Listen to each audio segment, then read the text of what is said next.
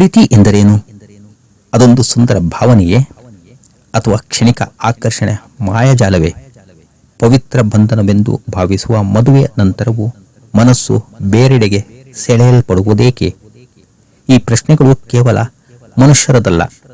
ಒಂದು ಸುಂದರ ಸಂಜೆ ಸ್ವತಃ ಜಗನ್ಮಾತೆ ಶ್ರೀಲಕ್ಷ್ಮಿಯ ಮನದಲ್ಲಿಯೂ ಈ ಪ್ರಶ್ನೆಗಳ ಬಿರುಗಾಳಿ ಎದ್ದಿತ್ತು.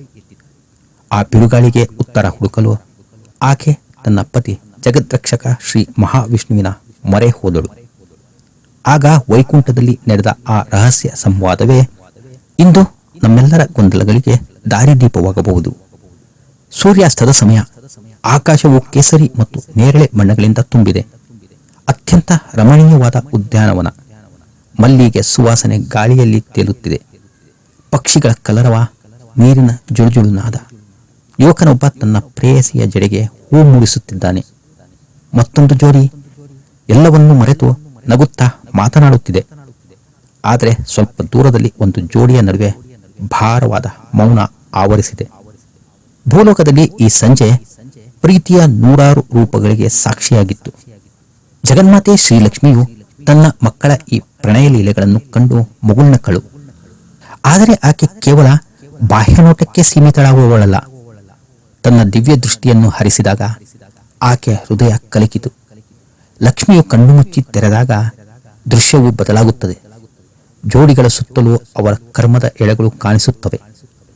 ಪವಿತ್ರ ವಿವಾಹ ಬಂಧನದ ಚಿನ್ನದ ಎಳೆಗಳು ಕೆಲವು ಜೋಡಿಗಳ ನಡುವೆ ಕಪ್ಪಾಗಿದ್ದವು.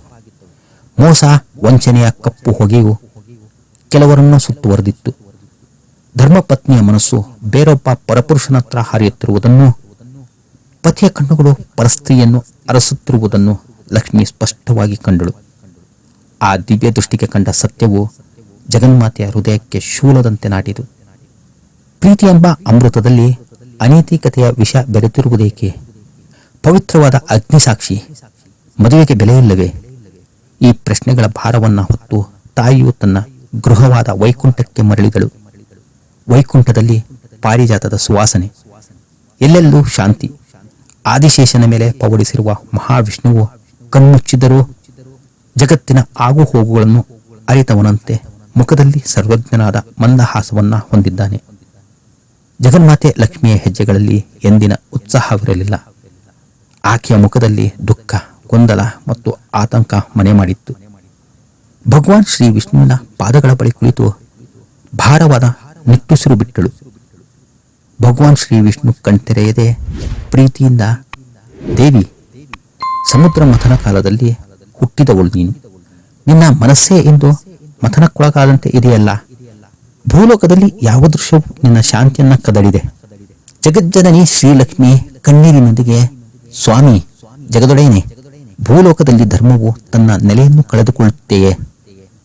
ಪತಿ ಪತ್ನಿಯರ ಪವಿತ್ರ ಸಂಬಂಧವು ಕೇವಲ ಸಾಮಾಜಿಕ ಒಪ್ಪಂದವಾಗಿ ಉಳಿದಿದೆಯೇ? ತನ್ನ ಪತಿಯನ್ನು ಬಿಟ್ಟು ಪರಪುರುಷನ ಕ್ಷಣಿಕ ಆಕರ್ಷಣೆಗೆ ಮನಸೋಲುವ ಪತ್ನಿಯ ಮನಸ್ಥಿತಿ ಏನು? ಆ ಪರಪುರುಷನಿಂದ ಅವಳಿಗೆ ಸಿಗುವುದಾದರೂ ಏನು? ಕೇವಲ ಕಾಮತೃಪ್ತಿಯೇ? ಆ ತೃಪ್ತಿಯು ಶಾಶ್ವತವೇ? ಈ ಅನೈತಿಕ ಸಂಬಂಧಗಳಿಂದ ಹುಟ್ಟುವ ಮಕ್ಕಳಿಗೆ ಯಾವ ಸಂಸ್ಕಾರ ಸಿಗಬೇಕು? ಇದು ಹೀಗೆಯೇ ಮುಂದುವರೆದರೆ ಸಮಾಜದ ಗತಿಯೇನು? ಧರ್ಮದ ಅಸ್ತಿತ್ವವೇನು ಎಂದಾಗ ಲೋಕಪಾಲಕ ಶ್ರೀ ಭಗವಾನ್ ವಿಷ್ಣುವು ಕಣ್ತೆರೆದು ಆಕೆಯ ಕೈಗಳನ್ನು ಹಿಡಿದು, ದೇವಿ, ನಿನ್ನ ಕಳವಳವು ಜಗನ್ಮಾತೆಯ ಕಳವಳಿ. ನಿನ್ನ ಪ್ರಶ್ನೆಗಳು ಯುಗಯುಗಾಂತರಗಳಿಂದ ಮನುಷ್ಯನನ್ನು ಕಾಡುತ್ತಿರುವ ಪ್ರಶ್ನೆಗಳು. ಉತ್ತರವು ಸರಳ ರೇಖೆಯಂತಿಲ್ಲ, ಅದು ಜೀವನದ ಸಂಕೀರ್ಣ ಚಕ್ರದಂತಿದೆ. ಪಾ, ಈ ರಹಸ್ಯವನ್ನು ಭೇದಿಸಲು ನಾವು ಕೆಲವು ಕಥೆಗಳ ಗರ್ಭವನ್ನು ಸೇರೋಣ ಎನ್ನಲು, ಸ್ನೇಹಿತರೆ, ಈ ಸ್ವಾರಸ್ಯಕರ ಕಥನ ಆಲಿಸುವ ಮೊದಲು ಯಾರೆಲ್ಲ MJ ಕನ್ನಡ ಚಾನಲ್ ಅನ್ನು ಸಬ್ಸ್ಕ್ರೈಬ್ ಮಾಡಿಕೊಂಡಿಲ್ವೋ ಅವರೆಲ್ಲ ಸಬ್ಸ್ಕ್ರೈಬ್ ಮಾಡಿಕೊಂಡು ವಿಡಿಯೋಗೆ ಒಂದು ಲೈಕ್ ಕೊಡುವುದನ್ನು ಮರೆಯದಿರಿ. ಬನ್ನಿ ಈಗ ಶ್ರೀ ಭಗವಾನ್ ವಿಷ್ಣು ಹೇಳಲಿರುವ ಜಗತ್ತಿನ ಪತಿ ಪತ್ನಿ ಸಂಬಂಧದ ರಹಸ್ಯವನ್ನ ತಿಳಿಯೋಣ. ದೇವಿ, ಮೊದಲು ಮೋಹ ಮತ್ತು ಪ್ರೇಮದ ನಡುವಿನ ವ್ಯತ್ಯಾಸವನ್ನ ತಿಳಿ. ದೇವಗುರು ಬೃಹಸ್ಪತಿಯು ಜ್ಞಾನ ಸಾಗರ, ಧರ್ಮದ ಮೂರ್ತಿ. ಅವನ ಪತ್ನಿ ತಾರೆಯು ಅವನ ಜ್ಞಾನವನ್ನ, ಗೌರವವನ್ನು ಪ್ರೀತಿಸುತ್ತಿದ್ದಳು. ಆದರೆ ಚಂದ್ರನು ಬಂದಾಗ ಅವನ ಸೌಂದರ್ಯ, ಕಾವ್ಯಾತ್ಮಕ ಮಾತುಗಳು ಮತ್ತು ಪ್ರಣಯದ ಆಟಗಳು ತಾರೆಯ ಇಂದ್ರಿಯಗಳನ್ನು ಸೆಳೆದವು. ಬೃಹಸ್ಪತಿಯ ಪ್ರೀತಿಯು ಶಾಂತ ನದಿಯಂತೆ, ಆದರೆ ಚಂದ್ರನ ಆಕರ್ಷಣೆಯು ಸಮುದ್ರದ ಅಲೆಯಂತೆ ಅವಳನ್ನು ಸೆಳೆಯುತ್ತಿತ್ತು. ಬೃಹಸ್ಪತಿಯ ಆಶ್ರಮದ ಗಂಭೀರ ವಾತಾವರಣದಲ್ಲಿ ತಾರೆಯು ಗೌರವದಿಂದಿದ್ದರೂ ಅವಳ ಮನಸ್ಸಿನಲ್ಲಿ ಒಂದು ರೀತಿಯ ಬೇಸರ. ಚಂದ್ರನ ಆಗಮನ, ಅವನ ಹೊಳಪು, ಅವನ ಕಣ್ಣಿನಲ್ಲಿದ್ದ ಮಾದಕತೆ. ತಾರೆಯು ತನ್ನೆಲ್ಲವನ್ನು ಮರೆತು ಅವನೊಂದಿಗೆ ಓಡಿ ಹೋಗುವ ನಿರ್ಧಾರಕ್ಕೆ ಮಣಿದಿದ್ದಳು. ಆದರೆ ಚಂದ್ರಲೋಕದಲ್ಲಿ ಆರಂಭದ ಉತ್ಸಾಹದ ನಂತರ ತಾರೆಯ ಮುಖದಲ್ಲಿ ಒಂದು ರೀತಿಯ ಶೂನ್ಯತೆ ಆವರಿಸಲಾಗಿ ಚಂದ್ರನ ಪ್ರೀತಿಯು ಅವನ ಕಲೆಗಳಂತೆ ಬೆಳೆಯುತ್ತಿತ್ತು, ಕರಗುತ್ತಿತ್ತು. ಅದರಲ್ಲಿ ಸ್ಥಿರತೆ ಇರಲಿಲ್ಲ. ಭಗವಾನ್ ಶ್ರೀ ವಿಷ್ಣು ಹೇಳಲಾರಂಭಿಸಿ ತಾರೆಗೆ ಶೀಘ್ರದಲ್ಲಿಯೇ ಸತ್ಯದ ಅರಿವಾಯಿತು. ಅವಳು ಬೃಹಸ್ಪತಿಯನ್ನು ತೊರೆದಾಗ ಕೇವಲ ಪತಿಯನ್ನಲ್ಲ, ತನ್ನ ಗೌರವವನ್ನು, ಸ್ಥಿರತೆಯನ್ನು ಮತ್ತು ಆತ್ಮದ ಸಂಗಾತಿಯನ್ನು ತೊರೆದಿದ್ದಳು. ಚಂದ್ರನಿಂದ ಸಿಕ್ಕಿದ್ದು ಕೇವಲ ಕ್ಷಣಿಕವಾದ ಶಾರೀರಿಕ ಸುಖ ಮತ್ತು ಮೋಹ. ಆದರೆ ಅವಳು ಕಳೆದುಕೊಂಡಿದ್ದು ಶಾಶ್ವತವಾದ ಪ್ರೇಮ ಮತ್ತು ಧರ್ಮ. ಪರಪುರುಷನ ಸಹವಾಸವು ಬಾಯಾರಿದವನು ಉಪ್ಪು ನೀರು ಕುಡಿದಂತೆ, ಕುಡಿದಷ್ಟು ದಾಹ ಹೆಚ್ಚಾಗುವುದೇ ಹೊರತು ತೃಪ್ತಿ ಸಿಗುವುದಿಲ್ಲ ಎಂದಾಗ ಜಗನ್ಮಾತೆ ಲಕ್ಷ್ಮಿಯು, ಸ್ವಾಮಿ, ಎಂತಹ ಅದ್ಭುತವಾದ ವಿವರಣೆ! ಹಾಗಾದರೆ ಮನುಷ್ಯರು ಈ ಮೋಹದ ಬಲೆಯಿಂದ ಹೊರಬರುವುದು ಹೇಗೆ?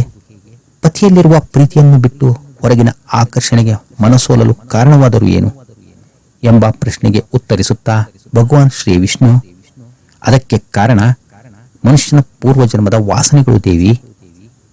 ಕೆಲವು ಹಿಂದಿನ ಜನ್ಮದ ಅತೃಪ್ತ ಆಸೆಗಳು ಈ ಜನ್ಮದಲ್ಲಿ ಆಕರ್ಷಣೆಯ ರೂಪದಲ್ಲಿ ಮರುಕಳಿಸುತ್ತವೆ. ಆದರೆ ವಿವೇಕದಿಂದ ಅದನ್ನು ಧರ್ಮದ ದಾರಿಗೆ ತರಬೇಕು. ಇನ್ನು ಸಂಸಾರದಲ್ಲಿರುವಾಗ ಮನಸ್ಸು ಬೇರೆಡೆಗೆ ಹೋಗಲು ಮುಖ್ಯ ಕಾರಣಗಳು 4. ಅದರಲ್ಲಿ ಮೊದಲನೆಯದು ಖಾಲಿ ಪಾತ್ರೆ, ದ ಎಂಟಿ ವೆಸಲ್. ಯಾವಾಗ ಪತಿ ಪತ್ನಿಯರ ನಡುವೆ ಸಂವಾದದ ಸೇತುವೆ ಮುರಿದು ಬೀಳುತ್ತದೆಯೋ ಅವರ ಹೃದಯಗಳು ಖಾಲಿ ಪಾತ್ರೆಗಳಂತಾಗುತ್ತವೆ. ಆ ಖಾಲಿತನವನ್ನು ತುಂಬಲು ಅವರು ಹೊರಗಿನ ಪ್ರಶಂಸೆಯ, ಪ್ರೀತಿಯ ಮಾತುಗಳಿಗೆ ಸುಲಭವಾಗಿ ಮರಳಾಗುತ್ತಾರೆ. ಎರಡನೆಯದು ಹೋಲಿಕೆಯ ಕನ್ನಡಿ, ದ ಮಿರರ್ ಆಫ್ ಕಂಪ್ಯಾರಿಸನ್. ತಮ್ಮ ಸಂಗಾತಿಯನ್ನು ಬೇರೆಯವರೊಂದಿಗೆ ಹೋಲಿಕೆ ಮಾಡಲು ಪ್ರಾರಂಭಿಸಿದಾಗ ವಿನಾಶಕ್ಕೆ ಅದೇ ಮೊದಲ ಹೆಜ್ಜೆ. ತಮ್ಮಲ್ಲಿರುವುದನ್ನು ಬಿಟ್ಟು ಇಲ್ಲದಿರುವುದರ ಹಿಂದೆ ಓಡುತ್ತಾರೆ. ಮೂರನೆಯದು ಅತೃಪ್ತ ಕಾಮ, ಅನ್ಫುಲ್ಫಿಲ್ಡ್ ಡಿಸೈರ್. ಕಾಮವು ಶಕ್ತಿಯ ಒಂದು ರೂಪ. ಅದನ್ನು ಧರ್ಮದ ಚೌಕಟ್ಟಿನಲ್ಲಿ ನಿಭಾಯಿಸದಿದ್ದಾಗ ಅದು ಹಾದಿ ತಪ್ಪುತ್ತದೆ. ಆದರೆ ಪರಪುರುಷನಿಂದ ಸಿಗುವ ಕಾಮತೃಪ್ತಿಯು ಆತ್ಮವನ್ನು ಎಂದಿಗೂ ತೃಪ್ತಿಪಡಿಸಲಾರದು. ಕೇವಲ ಅದು ದೇಹದ ಹಸಿವನ್ನು ನೀಗಿಸಬಹುದು ಅಷ್ಟೇ. ನಾಲ್ಕನೆಯದು ಅಗೌರವ, ಡಿಸ್ರೆಸ್ಪೆಕ್ಟ್. ಯಾವಾಗ ಸಂಗಾತಿಯ ತ್ಯಾಗ, ಶ್ರಮ ಮತ್ತು ಪ್ರೀತಿಗೆ ಗೌರವ ಕಡಿಮೆಯಾಗುತ್ತದೆಯೋ ಆಗ ಮನಸ್ಸು ಗೌರವ ಕೊಡುವವರನ್ನ ಹುಡುಕಲು ಪ್ರಾರಂಭಿಸುತ್ತದೆ ಎಂಬುದಾಗಿ ತಿಳಿಸಿದ ಶ್ರೀ ಭಗವಾನ್ ಮಹಾವಿಷ್ಣುವು, ದೇವಿ, ಇದು ಕೇವಲ ಸ್ತ್ರೀಯರಿಗೆ ಸೀಮಿತವಲ್ಲ. ಪುರುಷರು ಈ ಮಾಯೆಗೆ ಬೀಳುತ್ತಾರೆ.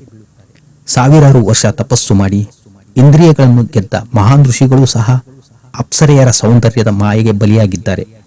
ಯಾಕೆ ಗೊತ್ತೇ? ಇದಕ್ಕೆ ಸರಿಯಾದ ನಿದರ್ಶನ ನೀಡುತ್ತೇನೆ ಕೇಳು ಎನ್ನುತ್ತಾ ಹಿಮಾಲಯದ ಕಠಿಣ ಪರಿಸರದಲ್ಲಿ ಒಬ್ಬ ಋಷಿಯು ತಪಸ್ಸಿನಲ್ಲಿ ಲೀನನಾಗಿರುತ್ತಾನೆ. ಅವನ ದೇಹದ ಮೇಲೆ ಹುತ್ತ ಬೆಳೆದಿದೆ. ಅವನ ತಪಸ್ಸಿನ ಶಕ್ತಿಗೆ ದೇವಲೋಕವೇ ನಡುಗುತ್ತಿತ್ತು. ಆಗ ಇಂದ್ರನ ಆಜ್ಞೆಯಂತೆ ಒಬ್ಬ ಅಪ್ಸರೆಯು ಅಲ್ಲಿಗೆ ಬರುತ್ತಾಳೆ. ಅವಳ ನೃತ್ಯ, ಅವಳ ಸೌಂದರ್ಯ, ಅವಳ ಮಾದಕ ನೋಟ ಋಷಿಯ ಕಣ್ಣು ತೆರೆಸುತ್ತದೆ.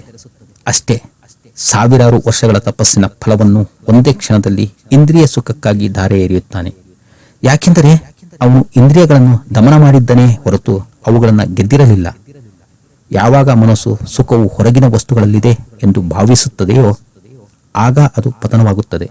ಪರಸ್ತ್ರೀಯಲ್ಲಿ ಸುಖವನ್ನು ಹುಡುಕುವ ಪುರುಷನ ಸ್ಥಿತಿಯೂ ಇದೆ. ಅವನು ತನ್ನ ಪತ್ನಿಯಲ್ಲೇ ಇರುವ ಪ್ರೀತಿ ಸಾಗರವನ್ನು ಕಾಣದೆ ಮರುಭೂಮಿಯಲ್ಲಿನ ಮರೀಚಿಕೆಯ ಹಿಂದೆ ಓಡುತ್ತಾನೆ ಎಂದ ಭಗವಾನ್ ಶ್ರೀ ವಿಷ್ಣು ಧರ್ಮದ ಶಕ್ತಿ ಸಾವಿತ್ರಿಯ ಪತಿಭಕ್ತಿ ಬಗ್ಗೆ ತಿಳಿಸಲಾರಂಭಿಸಿದರೆ ಜಗಜ್ಜನನಿ ಶ್ರೀ ಲಕ್ಷ್ಮಿಯು ತದೇಕ ಚಿತ್ತದಿಂದ ಕೇಳಲಾಗಿ, ಇನ್ನು ಧರ್ಮದ ಶಕ್ತಿ ಎಂತಹುದು ಎಂಬುದು ನೋಡು. ಸಾವಿತ್ರಿಯು ಸತ್ಯವಾನನನ್ನು ಒರೆಸಿದಾಗ ಅವನು ಅಲ್ಪಾಯುಷಿ ಎಂದು ಅವಳಿಗೆ ತಿಳಿದಿತ್ತು.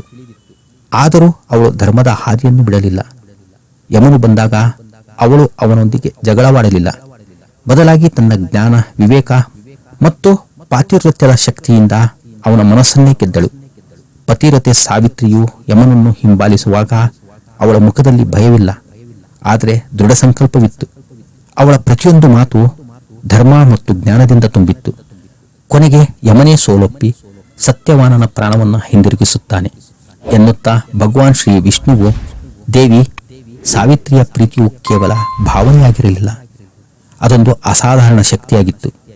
ಆ ಶಕ್ತಿಯು ನಮ್ಮ ಧರ್ಮದ ಅಡಿಪಾಯದ ಮೇಲೆ ನಿಂತಿತ್ತು. ಯಾವಾಗ ಪತಿ ಪತ್ನಿಯರ ಸಂಬಂಧವು ಧರ್ಮದ ಮೇಲೆ ನಿಂತಿರುತ್ತದೆಯೋ ಆಗ ಅದನ್ನು ಮುರಿಯಲು ಯಮನಿಂದಲೂ ಸಾಧ್ಯವಿಲ್ಲ. ಇನ್ನು ಈ ಕ್ಷಣಿಕ ಆಕರ್ಷಣೆಗಳ ಮಾಯೆ ಯಾವ ಲೆಕ್ಕಕ್ಕೆ ಎಂದಾಗ ಜಗನ್ಮಾತೆ ಲಕ್ಷ್ಮಿಯ ಮುಖದಲ್ಲಿ ಈಗ ಸಂಪೂರ್ಣ ಸ್ಪಷ್ಟತೆ, ಶಾಂತಿ ಮತ್ತು ಜ್ಞಾನದ ಹೊಳಪು ತುಂಬಿ, ಅದ್ಭುತ ಸ್ವಾಮಿ, ಅದ್ಭುತ, ಈಗ ನನಗೆ ಸಂಪೂರ್ಣವಾಗಿ ಅರಿವಾಯಿತು. ಪರಸ್ತ್ರೀ ಪರಪುರುಷರ ಸಂಘವು ಆತ್ಮದ ಹಸಿವನ್ನು ನೀಗಿಸಲಾಗದ, ಕೇವಲ ದೇಹದ ಹಸಿವನ್ನು ಹೆಚ್ಚಿಸುವ ಭ್ರಮೆ. ನಿಜವಾದ ತೃಪ್ತಿ, ಸಂತೋಷ ಮತ್ತು ಆನಂದ ಇರುವುದು ಧರ್ಮದ ಹಾದಿಯಲ್ಲಿ ಸಾಗುವ, ಪರಸ್ಪರ ಗೌರವಿಸುವ ಮತ್ತು ತಮ್ಮ ಸಂಗಾತಿಯಲ್ಲೇ ದೈವತ್ವವನ್ನು ಕಾಣುವ ಪವಿತ್ರ ಸಂಬಂಧದಲ್ಲಿ ಮಾತ್ರ. ಆಗ ಭಗವಾನ್ ಶ್ರೀ ಮಹಾವಿಷ್ಣುವು ಮಂದಹಾಸ ಬೀರುತ್ತಾ, ಸರಿಯಾಗಿ ಹೇಳಿದೆ ದೇವಿ, ದೇಹವು ದೇವಾಲಯ, ಅದರಲ್ಲಿರುವ ಆತ್ಮವೇ ದೇವರು. ತಮ್ಮ ಸಂಗಾತಿಯನ್ನು ಕೇವಲ ದೇಹವಾಗಿ ನೋಡದೆ ಒಂದು ದೈವಿಕ ಆತ್ಮವೆಂದು ಭಾವಿಸಿದಾಗ ಅಲ್ಲಿ ಮೋಸಕ್ಕೆ, ವಂಚನೆಗೆ ಜಾಗವೇ ಇರುವುದಿಲ್ಲ.